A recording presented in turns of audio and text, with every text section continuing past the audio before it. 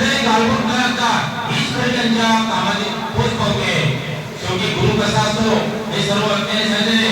एक महान गुरु आहेत, आदर्श शिक्षक आहेत, क्रीडा शिक्षक आहेत, उत्कृष्ट पिता आहेत, उत्कृष्ट पती आहेत. पण एवढं म्हणेल की आता तुमची खेळ ही पूर्ण अर्ध होती की आता पूर्णपणे घरासाठी द्यावे आणि तुमचं वेतन होतं ते निम्म द्यावे.